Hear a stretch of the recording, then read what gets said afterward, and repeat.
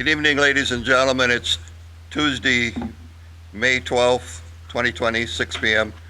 Town Board Zoom meeting in progress. Calling the meeting to order. I'm going to take roll call by names so that we have it for the record and everybody's aware of who's on the line, starting with you, William. Here. Your name, please, sir. I'm sorry, William F. Glendenning. Amber France. Dan Paulson. Patty Lumby. Arnie Nystrom, Chairman. There is a quorum for the meeting. I'm going to read this public announcement. Welcome to our virtual Town of Grand Rapids Board meeting. I'm going to cover a few basic items for the meeting protocol before beginning.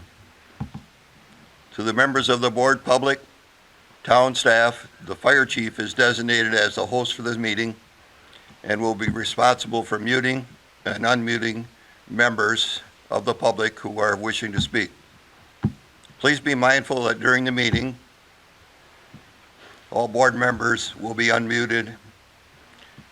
During the meeting, where there is no public comment, all other members of the public will be muted. For members of the public, generally you will be able to speak on an agenda item. If there are items that you wish to address, please use the raise hand feature, which will be discussed next. To anyone who wishes to be recognized to speak or ask question, please use the raise hand feature. For those who are attending by computer or smartphone, by clicking the participants on the bottom of the screen, you can signal the meeting host that you wish to speak by clicking the raised hand feature. For those participating by phone, you may indicate to wish to speak by hitting the star and then number 9. If you indicate you will speak, the chairman will attempt to recognize you in the order you raised your hand. If you no longer have a question or no longer wish to be recognized to speak, please lower your hand and the chairman will not recognize you. If during the course of the meeting you lose connection at any point, you can reconnect by using the link or calling the number. At this time, we'll begin the town board meeting. First item on our agenda is the Pledge of Allegiance. Chief, would you lead us? I pledge allegiance to the flag of the United States of America and to the republic for which it stands, one nation, under God, indivisible, for liberty and justice for all.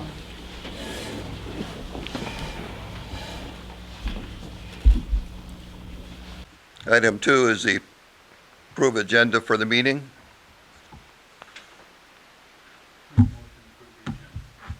Motion Dan, seconded by Patty. Any discussion? All in favor say aye. I'm an aye. Any opposed? Approved minutes from the April 14th, 2020 meeting.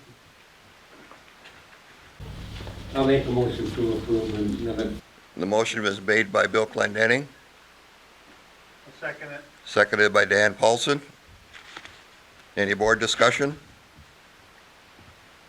Hearing none, all in favor say aye. Aye. I'm an aye. Any opposed? Ayes have it, unanimous. Item 4 is our monthly reports from departments. Those were presented to you in your packet. We will not be going through them individually.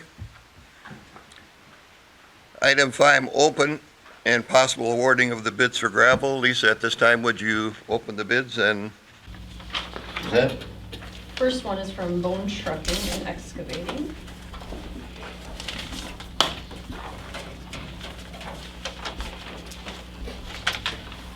And Bones is for $11.30 per ton for approximately 250 to 500 tons.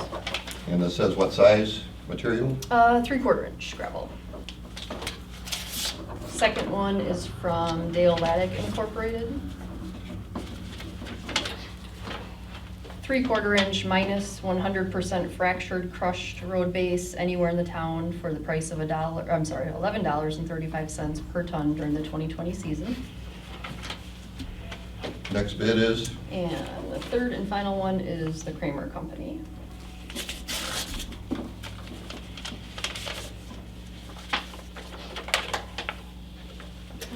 crushed granite for 3/4 to 7/8 inch base at $11.45 per ton. I have one question. Go ahead. Where's the Kramer? Where's the Kramer out of? They are out of Plain, Wisconsin. Mr. Chairman, Go ahead, sir. Who's this speaking? this is Mike Zerflo. I'm having a hard, I can hear you, but I can tell people are talking, but I can't understand them. Yeah, we'll see if we can get the volume up a little bit. Thank you. If you not, can you try to raise your unit, Yeah, and we figured we'll have to just make sure when you make a motion, say your name first, and or you might have to repeat it, so. I will make a motion to go with Bone Trucking for $11.30. and state the name, your name for making the motion, please. Bill Clendenny. Dan Paulson will second the motion. Motion been made by Bill, seconded by Dan. Any other discussion? Hearing no other discussion, all in favor say aye. Aye. I am an aye, any opposed? Motion is and Bone is the recipient of the gravel bid this year.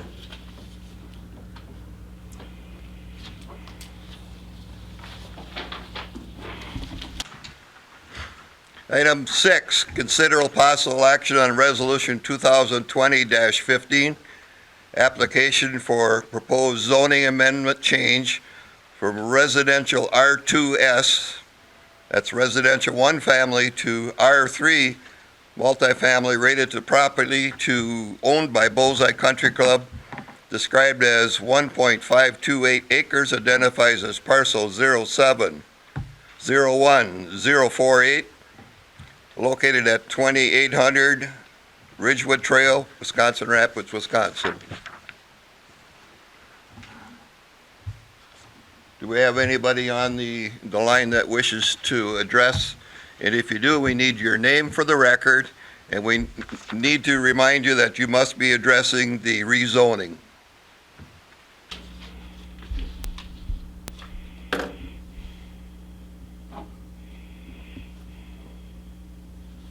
Okay. Moving on. Trying. Go ahead and speak. Let's see if we can hear you. Brian? Hi, Brian Slinkman. I'm on the board for Bullseye Golf Club. Can you guys hear me okay? Yes. Okay. I just wanted to give a quick update, and I know I'll keep this short. We had a meeting at Bullseye Golf Course. We invited all the residents from Ridgewood Trail out. I believe John Moffett hand delivered the letters to come out. We had probably 6 or 7 different residences represented, mostly in person. The closest neighbor, Rita Newman, was able to attend by Zoom, and then we had a battery problem, and then attended by cell phone, by speakerphone. We talked through a lot of concerns that neighbors had regarding would these properties be rental units? What kind of properties are we considering? If there be covenants in place? We discussed cul-de-sacing that road, kind of how we had talked when we presented our certified survey map. We went through a number of concerns, and it seemed like the meeting went well, and hopefully addressed most of the concerns. We had a couple concerns that I guess I was thinking were unrelated regarding the Tri-City property. But beyond that, it seemed that I think we answered most questions, and I guess we'll see if anyone else has questions from there. Thank you for your comment. I think I have my hand raised. I don't know if you can see that. Yeah, we can hear you. And your name for the records, please. Mike Zerflo. Speak to the rezoning.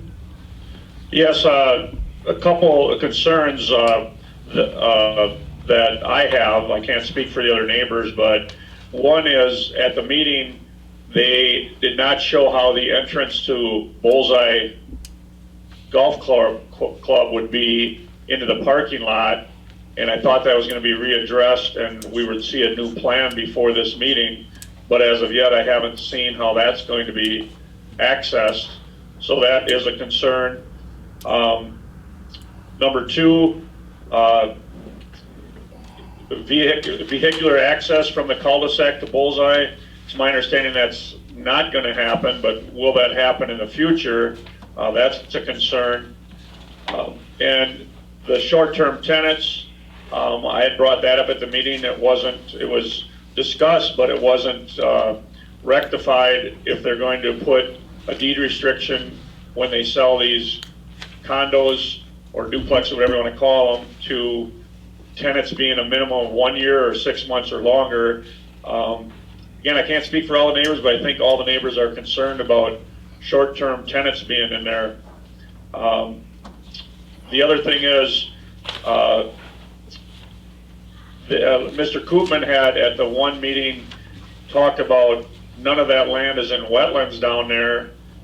And I'm just wondering if they ever tested that down by the water, because that's certainly appears to be wetlands or the floodplain. And I think the last thing, Mr. Moffett, in conversations I've had with him, has said he's given his word that there will be no road access to Tri-City off of Ridgewood Trail now or in the future by Bullseye or any buyer of Tri-City.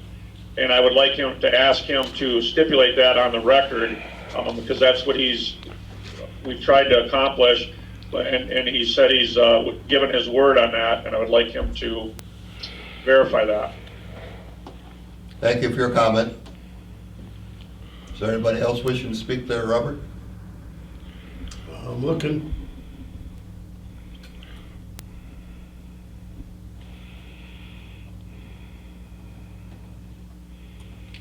Yep. Jeremy LaShawn Howard.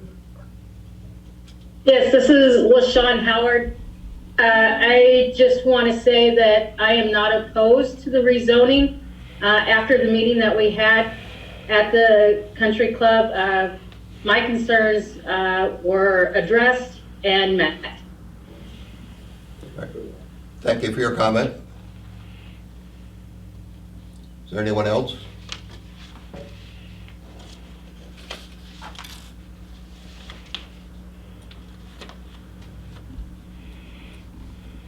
None shown? What are the last two?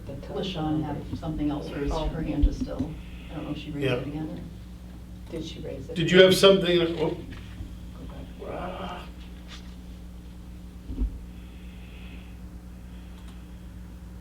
Howard, did you have anything else to say?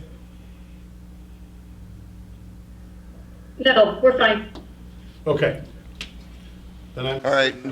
Hearing no other comments, we'll move to the board discussion on this item. The rezoning is a item that was carried over from our previous meeting where we had the public hearing for all the comments, and then we asked to address a couple more comments. So at this point in time, the board, what's your wishes?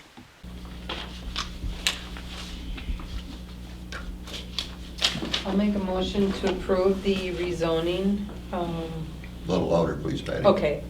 I'm Patty Lumby, and I make a motion to approve the resolution to the rezoning property from R2S to R3 residential on the parcel number 0701048. Dan Paulson, I'll second that motion. The motion been made by Patty, seconded by Nan to approve the rezoning, and that's referring to our resolution 2020-15. Is there any board comments? Speak. Bill Clemente. I am going to oppose this for several reasons. One of the reasons is going from RS2 to R3 to R2S to R3 multifamily. I don't think these septic systems and things like that, I think we're just opening this up for annexation purposes, and that's one of the reasons. And the other one is that this was tabled so we could have people, and I know they're on there, but this is very difficult. I attend a lot of meetings like this, and and I don't care for them that much. I just think where this is supposed to be happening in late fall anyways for this, that we could have waited till we had probably a time to have a meeting, so I'd be voting against it. Any other comments? Go ahead, Patty. I just want to make a comment in regards to, this particular motion was just to rezone the property. And I know there is concerns about the wetlands, just as much as I am concerned about that. But in the Plan Commission meeting, we discussed the wetlands issue, and one of our town members, one of our Plan Commission members works in the Planning and Zoning Department for Wood County. And he has all the information, and he's on top of the shoreline zoning. And so he is well aware about that. In order to start building, the wetlands / septic systems have to be addressed before septic systems can go in, and also building can commence. And I just wanted to mention that about the wetlands. Thank you. Is there any other comments? Go ahead, William. Thank you. This is Bill Clendenny. I was at that meeting when that was addressed, and I would not say that he probably is on top of everything because he's very knowledgeable, but he had an awful lot of questions and concern about this. And one of the things was the city, I believe, has already approved this, and if we approve this zone change, is there anybody knows, does it have to go to the county? Well, I'll answer that question. Yes, it does have to go to the county. I believe that that could be possible. All right, so any other comments? You, just so you know, you have a hand raised. I know you don't have to take, I just wanted to let you know. We took the public comment. Yep. Okay. Any other comments from the board? Hearing none, all in favor signify by saying aye. Aye. I have an aye, anybody opposed? I'm opposed, Bill Clendenny. We have 4 ayes and 1 nay. Moving to item number 7, consider possible action on ordinance 2020-16 to propose comprehensive plan use classification under the from recreational to open space to higher density relating to property owned by Bullseye Country Club, described as a approximately 4.225 acre of parcel, land identified as parcel 0701048, property address 2800 Ridgewood Trail, Wisconsin Rapids, Wisconsin. Board members, what's your wishes? I'll make a motion, Dan Paulson, I'll make a motion to approve ordinance Resolution resolution 2020-16. 15? No, we're Oh, at 16, I'm sorry. 16. I'm one behind here. Yeah. The ordinance is to amend the Town of Grand Rapids Comprehensive Plan. I'll second that motion. Patty Lumby. Motion by Dan, second by Patty. Any board discussion? William? That's Bill Clendenny. I will be voting against this for the same reason as the last one. Thank you for your comment. Any other comments? Hearing none, all in favor say aye. I'm sorry, this is a classification change only.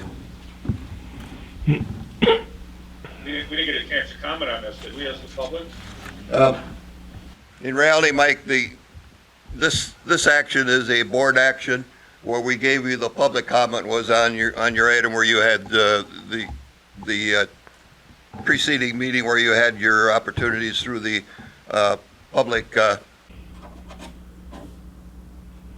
public information area. So this is the board action item. All in favor, say aye. Aye. I'm an aye. Any opposed? I'm opposed, Bill Clendenny. 1 opposed, Bill Clendenny. Moving on to item number 8, considerable possible action on a proposed agreement with Attorney Ashley Reimer as a substitute judge for Grand Rapids Municipal Court, as our judge is out of commission for a short period, hopefully a short period of time. The staff went through the proper procedures by going through the district court system for recommendations on the process and asked for a appropriate person to fill in. They put requests out. This person is a judge for, I believe it's Nakusa, and indicated she was willing to work. Nick put together the proposed languages for our attorney Nick, and her fee to the town is pretty much set at $75 to $100. They agreed on $100 per hour fee for the duration of the time that the judge is not able to serve. Dan Paulson, I'll make a motion to accept the agreement for the temporary municipal court judge. Patty Lumby, I will second. Motion by Dan, seconded by Patty. Any discussion? I have a couple, I am voting for this motion, however, and who is the appropriate staff that you mentioned? Who was that, and when did that take place?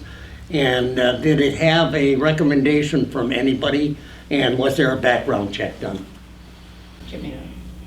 Lisa can answer that. Court Clerk Ninneman contacted her district representative that handles the entire district, asked them what to do, and this all was instructed by her. She had to put in an official request that had to come from me, that we needed a substitute judge. And then she puts it to another judge who then recommends, I'm not sure how they get names, but this Ashley, Attorney Reimer, is who came back as, probably because she was most local. And then it went to Attorney Flanagan, who put together all the conditions. He was in discussion with Attorney Reimer, and they came to this agreement, and then it came on to us at that point. And then we will send it, if it's approved tonight, then we send it to this district representative to go from there. I have one more question. So, in the future, can you have a substitute judge already lined up in case somebody can't make it that night? Say somebody's on vacation and you had court or had a funeral out of town. Do you have to stop court and wait till you get something like this? I'll answer that. Yeah. The situation is, yes, you can, but that judge has to make his standby. I know in other cases years ago, there was one time where there was a change, temporary for a court case, I believe it was. But that's not our responsibility. The judge is responsible for his activities, but because of him not being able to fill the service, then we had to follow the act. Thank you. Is there any other questions, comments? Hearing none, all in favor of the agreement with Attorney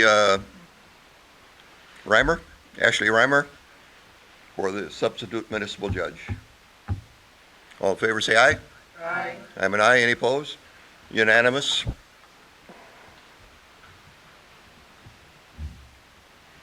Number 9, consider possible action on proposed name for new road, Campfire Court. That's in the area of 64th Street between South Park Road and Bruns, I guess would be somewhere in that area. Anyway, that's a new road that's being 64th and All-Car, All South Car. Park Road. okay. So there is a lot that is sold back there now, and a contract is being let for construction of a home. So in order for them to start, they need to have an address, and there was no official name for this road when it was developed in 1968, I believe.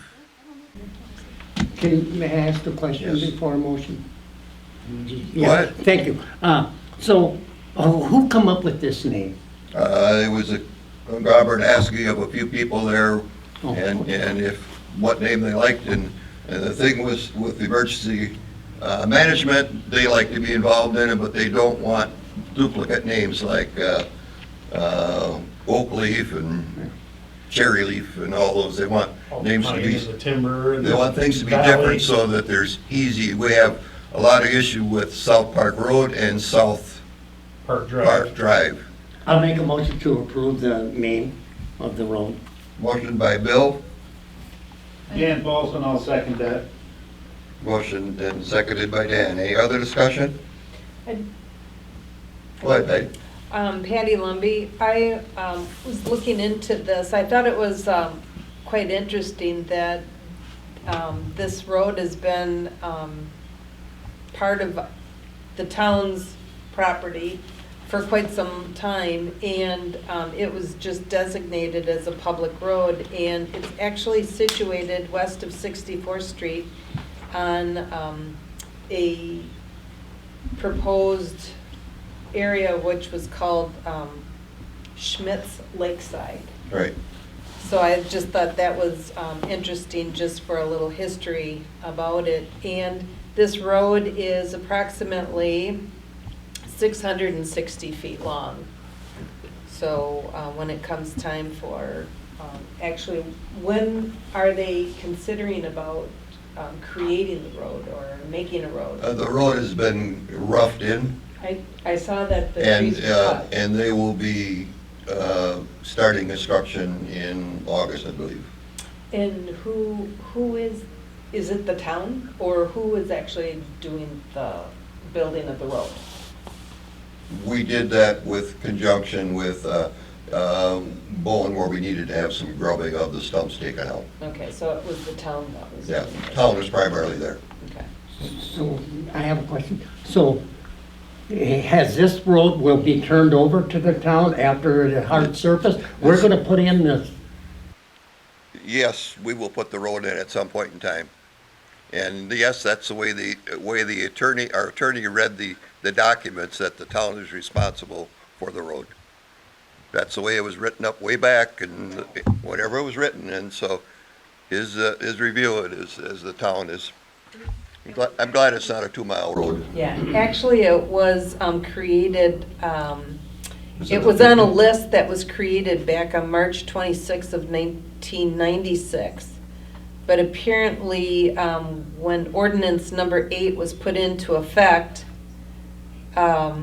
this was one of the roads that was there, and I'm not quite sure, I couldn't read the date that it was actually created, but it goes back that far. It was quite a ways back, Right. it's back into the 60s, I believe.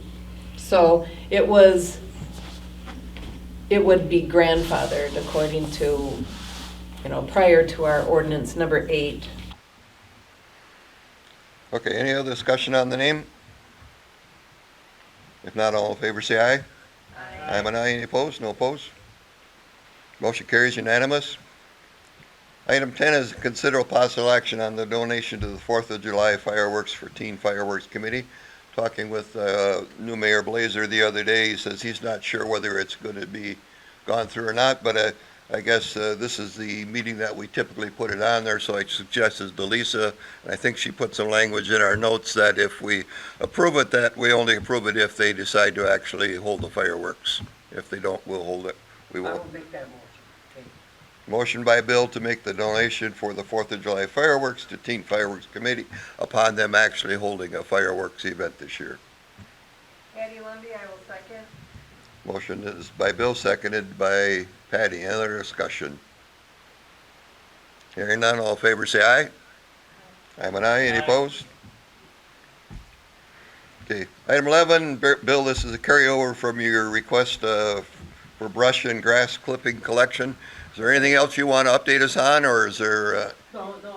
this is about it. Now you've had, and thank you, Lisa, for putting this in, because it was in the last one. And we have talked, we had hoped we could do that this year. We're just wondering what the town thinks of this.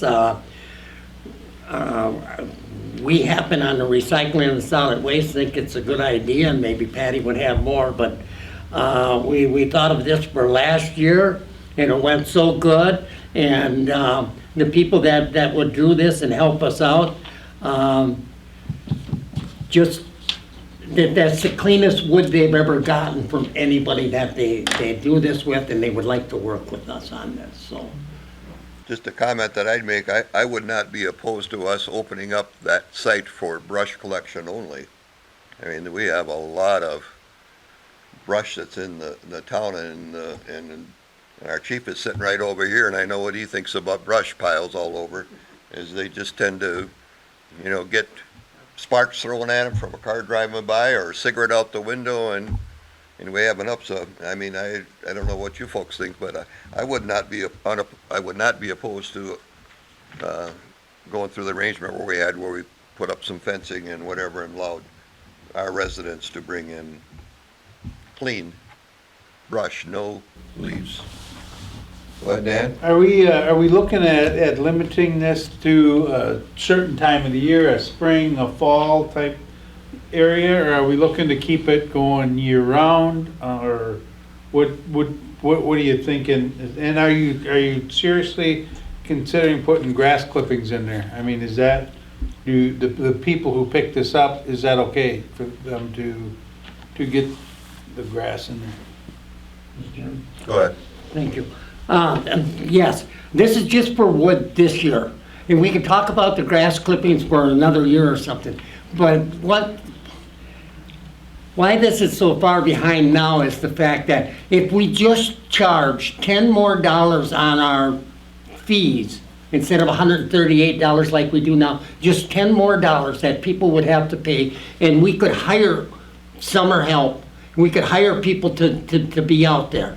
You know what I mean? And have it like they have it over here on Saturdays, Wednesdays, and Fridays and Saturdays or something like that. It would all be worked out, and they would pick it up once a year.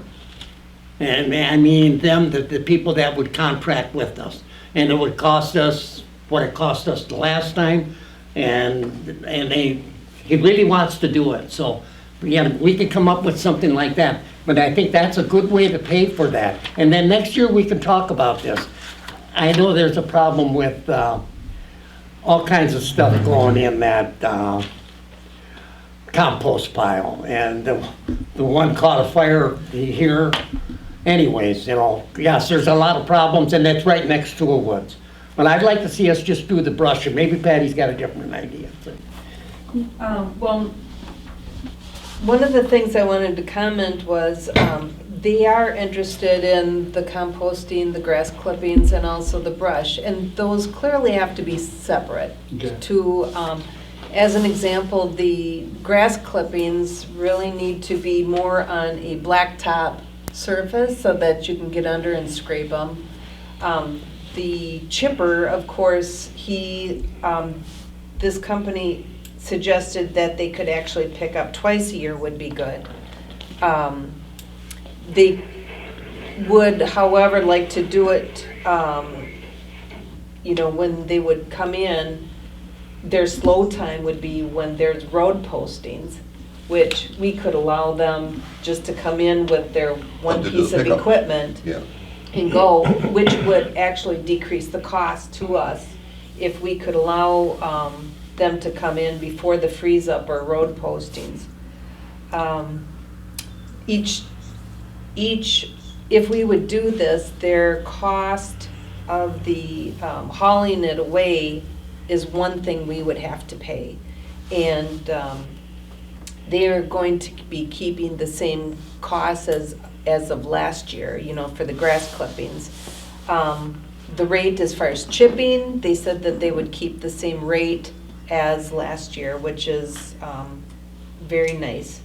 One of the things that when we met, they found out that it is nicer to have a fenced-in area only to deter people from bringing in bad things. Like they will throw wooden furniture and swing sets into this wood, which, it's very expensive if their chipper gets damaged with the teeth and things like that. So it slows down their process too, which would then incur additional costs for our town if we would run into that. So it would behoove us to be able to put in a fenced-in area. We'd have to have that all through the budget, though. Right, we would have to do that. So our meeting was talking about having like a college student sit and watch. Like if we would have this brush drop off, in the fall, being that it might be too late to start it now, maybe not, maybe we can get it going. But to have a college student be able to sit and watch when people unload, to ensure that people are not putting in fence posts or, you know, things that are not other than just brush. I don't think we'd have a real big issue. What we did last year was basically, you know, sign it out there, show what it is, and we had very, very little items that they found when they were digging through it to load it. I guess if we were going to do this, I would do it for not a long period of time. I think, Amber, last time we had a pile that was like 100-foot wide and 60-foot long, which is like 60,000 cubic yards, and our cost was roughly $10,000 to get it removed.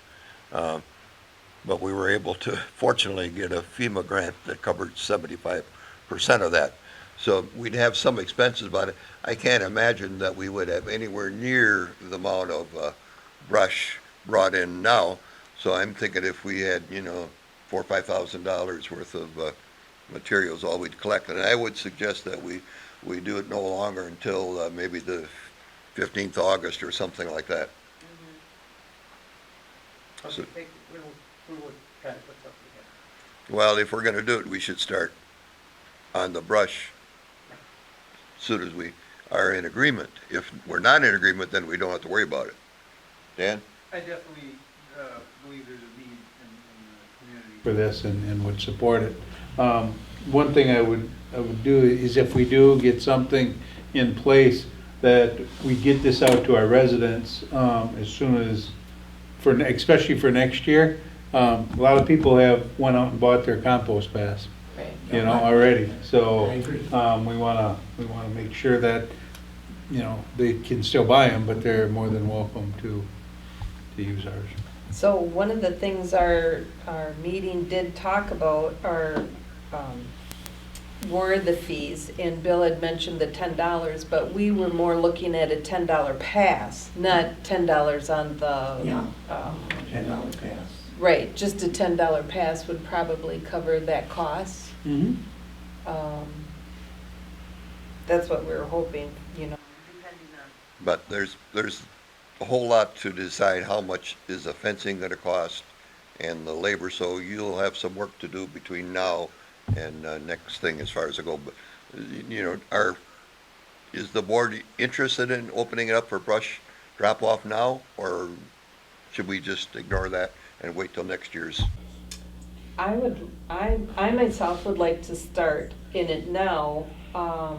You know, I think we could maybe catch a fall, you know, in order to have something put together by fall. I know you had talked about starting it as soon as possible, but if we're not gonna be able to get the fencing. No. We have to go through the whole budget The process. whole budget process. That has to for be that. part of the, yeah, But, for next year's budget. I don't know if it would, I mean, I would like to see at least something that we could do by this fall. But again, we haven't budgeted anything for it. No. So that's the dilemma. So, Okay. Is there any motion to come forward? If not, we'll move on. All right, we'll move on.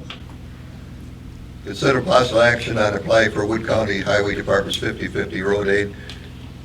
Amber, that's a program where the county likes to give us free money when we do a little road work, so it's pretty much a no-brainer that we do it. We just need a motion to say that we're applying for it. We'll get either $4,000 or $8,000 worth of road work done for them, from them. We would like you to make that motion. Oh, okay. Amber's pants. I will motion to approve. Motion by Amber, seconded by, Dan Paulson, I'll second that. to accept the county road 50/50 road aid bridge aid program. Any discussion? Hearing none, all in favor, say aye. I, Aye, anybody opposed? Thank you. First one's an unanimous. Yeah. Considerable possible action on possible road projects. Well, as you know, the coronavirus kind of prevented us from going out and looking at any road projects. So I had a discussion, asked Dan whether he felt we needed to have a committee meeting on this first, or if I should just bring it to the board, and in the absence of not wanting to waste a whole lot of time, because if we are going to do some chip sealing, that needs to be scheduled with Wood County. They do it the first 2 weeks of June. So it's kind of the essence.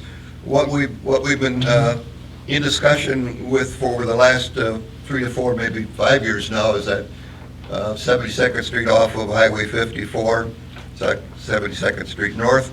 It's the southern section, which includes a cul-de-sac going up to the railroad tracks. That would be, by design, the best way to do the first project. I had a letter from a resident that suggested if we do it the other way, but then you're driving trucks all over what you just blacked out the year before or whatever. So I have an actual price from that. Price is only $35,000 with oil being down a little bit this year, so it's a lot less than we had estimated for last year. So I'd like to have you consider doing that.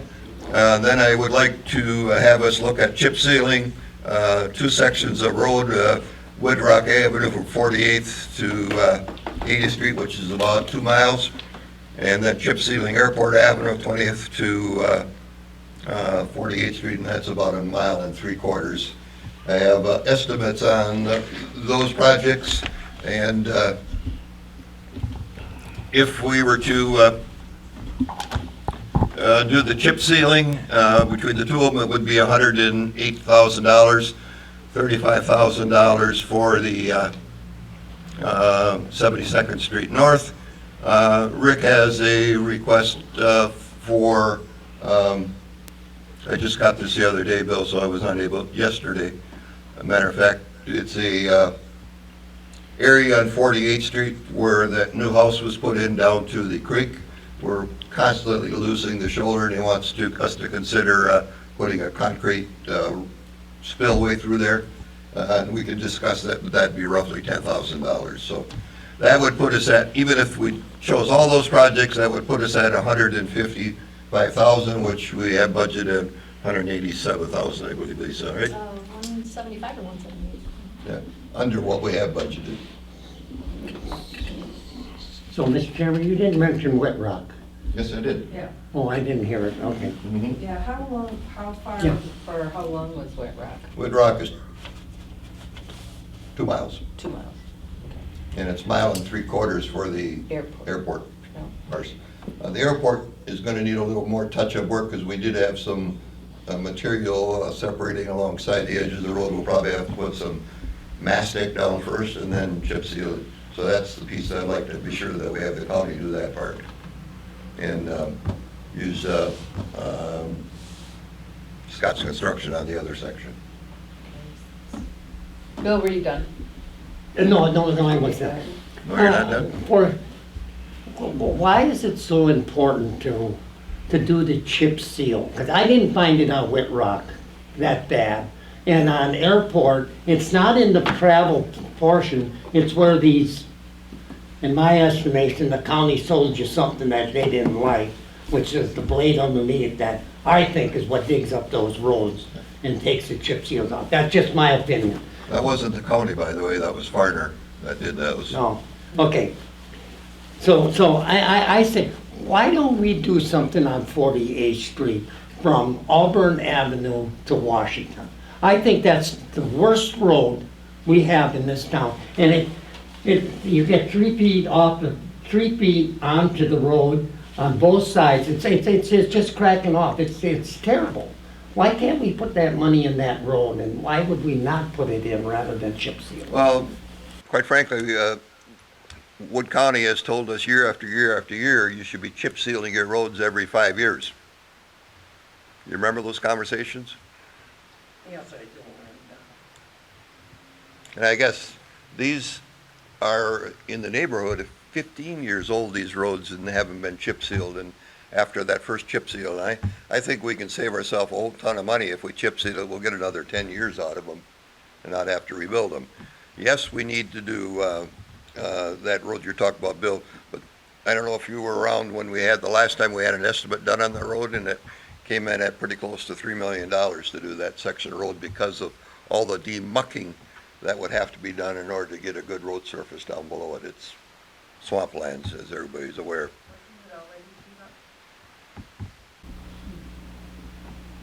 No, Washington was.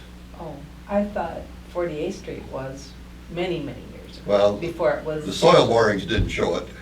When we had, that's back in the Tom Bus days when they had an engineering firm. Right. Gave us a price and that was, it was serious demucking they said they had to do. Go ahead. Are you done? Yeah, yes. Okay. In regards to the 72nd Street North, I know the residents really would like to have that blacktop, but one of my biggest concerns, and I keep saying it over and over, is are they done with that pond and are they done hauling out of that pond? Probably not, but the thing about it is there isn't much that's been coming out of there. It's all been coming out of the other pond, which is on the other side of the railroad tracks. That's the Cranberry Marshes Pond. So, I mean, you do can, these ponds have a time frame when they're supposed to be done digging? I thought that newest pond had like a 2-year limitation on it. I have no idea, Patty. Um, That would be planning commission that would have Right. issued that. Yeah, that's what I'm saying. And I'm not sure about the Cranberry Marsh Pond. I don't know that one. I know that, these residents have been put up with that pretty bad road conditions for all these years, and obviously, they live and they pay taxes just like you and I do, and I got roads, although I paid for both of my roads on my house, because at that time, the town charged you when you had a road done. And did we ever, last time we talked about this and the residents were there, we talked about putting road base down first, a good road base, while this hauling was being done so that it could have a nice hard foundation. Did we ever do that? We have a good road base under the piece that we have there now. The northern piece needs more gravel, and that may be what we can look at is when we look at our road-based material. Maybe if we don't use it on other areas, we can go up there and bring that in and build that up. The county said that when he reviewed it, he thought it needed another 2 inches of road base on the northern section. So we're actually going with road base versus gravel. Well, road-based gravel. There's a big difference between it with the fines. Whatever we get here from Bone, that's 3/4 fractured rock, which packs. And those all various shaped rocks. There's no round rocks in them, so they all knit together and they make one hard surface. That's the way they describe it to me. Well, I know they're probably not gonna be happy, but if we're making a motion in regards to all of these being done at one, I'm gonna be voting no, because I truly don't believe that we should blacktop that until we have a firm idea when the pond is going to be completed or they're done hauling, because you may say that it's only $35,000, but I think that's a lot of money to be torn up. I did look at Whitrock Avenue, and I think it does need chip sealing. Ron Hatt's I raising could- his hand, I don't know if that matters. Ron Hatt, I'm sorry. Sorry. Yeah. Yes, sir.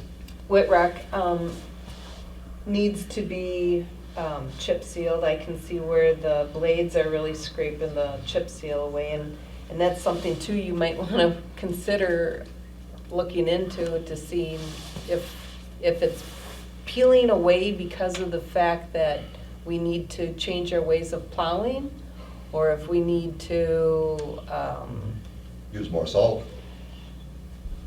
or something. Because it's really damaging. The same type of damage is also occurring on Airport Avenue and 48th Street, like Bill was talking about. But those are 15 years old, remember that. Yes, I do. But you can just see that it's a 6-inch swat all the time. It's the same thing that's occurring. So if it was 15-year-old road, it should be throughout the whole road. and not just a 6-inch swat here and there on both sides. So that's why I'm. Are you thinking talking about in the fog line?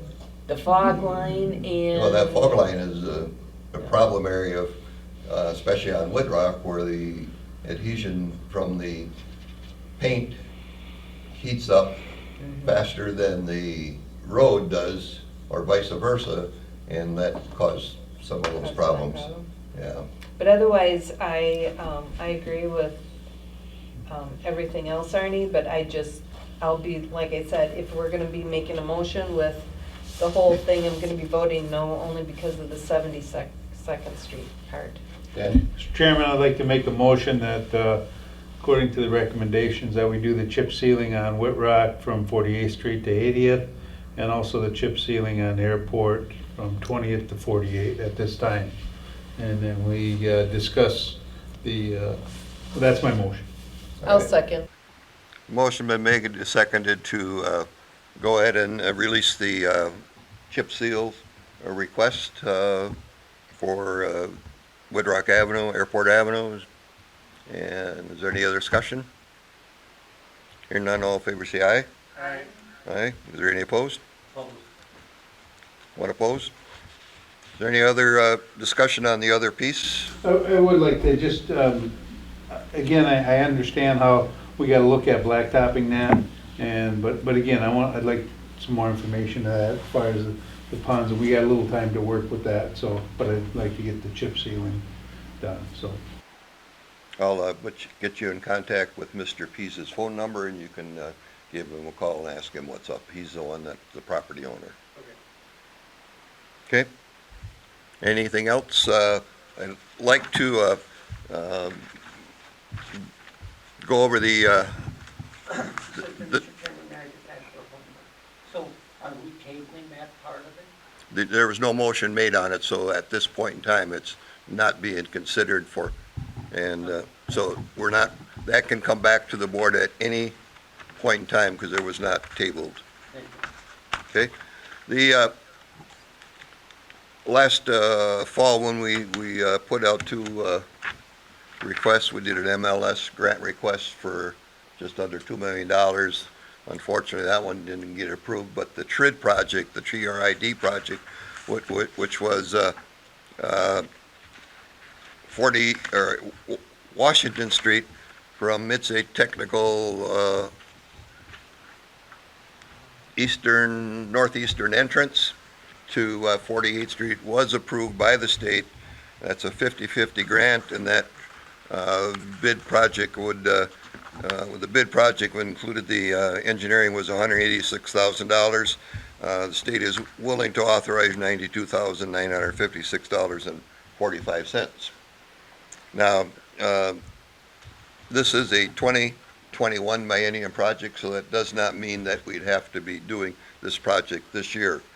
We could be researching it and looking to get an agreement together with the state and the engineering firm, and then we would have to do the project next year. So that's 50% of the cost of the project. Which would allow us to consider that when we're doing our budget for next year also, right? Yes, we'd have to consider it in the process, right? Yep. Which we would have to budget 93,000 approximately, or whatever the Yeah. additional cost is. But we could, out of our road budget, we could have that money come. Yeah, we'd have to allocate that money. Yeah, this is similar to the project that we did, although that was like about a 4.5 or 5 mile project when we did Town Line Road. This is the same funds where the state gives you roughly half the money to do it. So if we wished for us to consider it, I'd have to have some action that I start into negotiations with the state, and we'll have to search on what the process is to select an engineer, whether the county can engineer it or not, I'm not sure. But I primarily would meet with the county highway commissioner first. I guess just it doesn't, I'm not wanting you to commit to any funds yet, but committing to pursue the additional information. I just have one more question. Yes. So, the specifications that are here, are those, like rock solid that you have to go with, being that it was accepted. Only reason why I'm asking is when we're talking about the left shoulder width and the right shoulder width, left was at 3 feet and the right one was at 2 feet. You know, is there, I don't believe that would be the deal breaker. I guess the engineer would have to tell us what it is. We just had to, on the form, identify what it actually was showing on the form. But, you know, typically we would do, you know, either probably a 30-foot wide road, which would leave 3 on each side.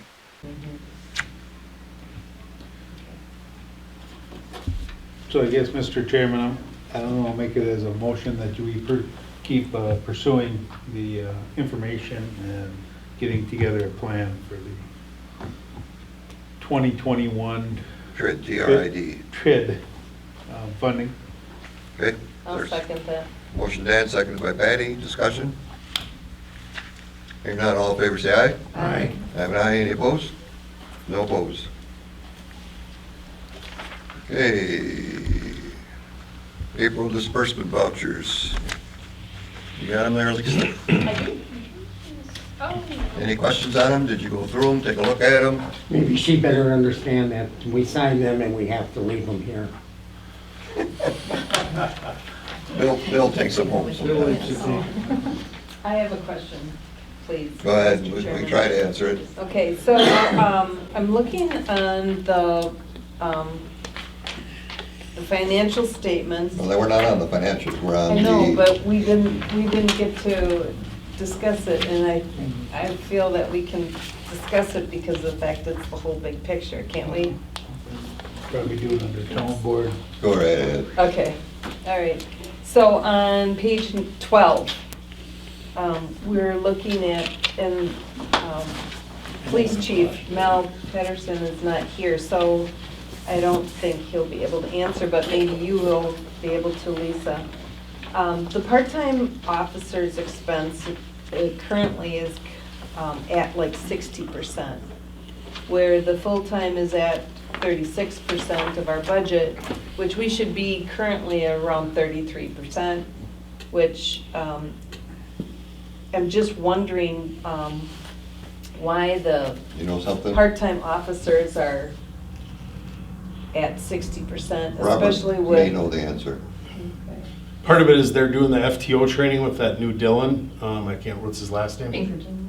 Dylan Pinkerton, so right now he's incurring a ton of hours training with, they always have him on with one of the full-timers, but he's just, as I understand it, he's about ready to go off on his own. He's cranking through his FTO pretty fast. And he's not the first FTO that we had this year. They had trained in, we had gotten in 1 or 2 trained in, and then they had left. So it is higher than it would normally be at this point, but we went through a couple part-timers that, Okay. so it was more training expense. Well, So we should Chief see knows it his now budget. leveling. Yeah, He knows yeah, his after budget. Dylan is trained in, I doubt that there'd be any, hopefully not Dylan's anymore. very close, as I Yeah, understand it. he's close to the end. When they were giving me a so- ride the other day. So he does understand about staying within that Oh, budget. Oh, yes, he does. He's, He looks at his budget more often than a lot of people do. Okay, I just was concerned because I know the calls were down, last 2 months, but yet this was increasing, so I Now, just it's needed to know why. coronavirus. People are not speeding anymore. They're not traveling, You hopefully. didn't see any OWIs under, did you? No, I It's did pretty not. amazing. That was my only question. All right, any other questions? Oh, there was one more. On page 4 of the check warrant report, it has on there under ladder 1 maintenance and engine 3. Bob, can you give us a little insight as to what happened or what's? We've been chasing a brake issue on engine 3, and then ladder has got, there was a DOT done on it, and then some diagnosis there. Last year I'd gotten a bid from Red Power to replace the fan clutch for $8,500. So I'm working with Freeburg's. We should be able to get it fixed for significantly less so that The first bill on the ladder was the day they did the DOT, the oil change, and then they had to lift the cab and pull everything apart. Oh, we had a fuel, that's right, we had a fuel gauge issue as well. Our fuel gauge was all over the map on it. Okay. So anyways, it's gonna have to go back in one more time. They got the fuel gauge ordered. There's an air leak in the door system that keeps bleeding air. And then they know the company that built that fan clutch originally, and they've ordered a part for the fan clutch so that they can actually rebuild it. Okay, rather than. And that, yeah, so even when it's all said and done, like I said, Red Power wanted $8,500 Right. just to fix the fan clutch. So anyways, yeah, that was the issues we had. We've had some brake issues on engine 3 that got resolved today. And then like I said, but after this repair on the ladder and then after today on engine 3, my fleet is purring pretty good here, so. Nice. Yeah, knock on wood. Okay, sounds good. Thanks for the explanation. Anything else? All right, vouchers stand approved. Do we have any operator license? Wow. Monthly reports, you should have had all those in your packets. And reports from individual board members. Dan, you got anything? Patty? No, sir. William? Yes, I have a few things. All right. I'm still concerned about the fact that the chief of police sent that finger pointing letter to all of us. And I just don't think it's very proper that I, as an elected official, get chewed out for having a meeting and where we was exempt from it. So I didn't appreciate that whatsoever. And I just have something to say about economic development. I know we're not doing much in that. But it just come up tonight about, well, how can we pay for that fencing over there for the town hall, for the town garage? How can we, and I say with our newsletters, we take the money from our recycling and solid waste grant that we get back, and that's around $13,000 or something like that. I say we should do like the Towns Association or Counties Association does, except the Towns Association wanted to get off this, is we should publish a newsletter, and we should have people that have businesses in the town advertising that, and that would pay for it. That's how our magazines are done, and a lot of things for the Counties Association. That's how they're done for the Towns Association, how they pay for that. And they, excuse me, and they send it out in the mail. So I think the Economic Development Committee should think of that, and we could use some of that money for recycling purposes, buying bins for people, proper bins, and putting up that fence. And If you asked economic development people to kick in, wouldn't you want that to go for economic development? Rather than, if you wanted them to, I think it's a way to pay for our newsletters. And then we could use that recycling money to do recycling, such as the trees and the brush rather, and the grass and stuff like that. I just think it's something for them to look at. I've suggested many things on that economic committee, and I didn't see anything done yet on it. But, okay, and I just wanted to let you know that the Recycling and Solid Waste Committee will probably be meeting, and we'll be talking about what we talked about tonight, and we'll be having a meeting, so. And that's, are we gonna have an annual meeting? sometime. Hammer, anything? Huh? Oh.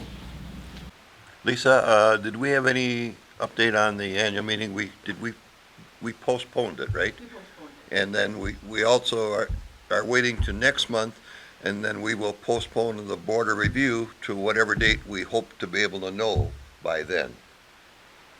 We could be postponing it now, the board of review, but then we would We would just have to, if we didn't have it ready in a month, we'd have to be postponing it again. So for understanding with Nick is we can wait till our June meeting, postpone it till hopefully the date that we might know by then. And I don't know that Bomar will have a date, but we'll probably postpone it to like September or October. We may have to postpone it again if we need to at that point, but Bomar's the earliest would be September that they would be ready, so. And then the annual meeting will be when? Sometime after we open the state back up. Okay, all right. We just need to post it when we do. Yeah, we don't have to take a date right Okay, now. all right. I didn't know if we had to meet one more time. No. Okay, thank you. Okay. Nothing else there, Lisa? No. Okay, I have nothing else, so the item, future agenda items, we've picked up a couple things here, I think, tonight. Anything else? There's a motion to adjourn is in order. I'll make a motion to adjourn, Mr. Chairman. I'll second. Motion is made by Dan Paulson, seconded by Patty Lumby. All in favor, say aye. Aye. I'm an aye.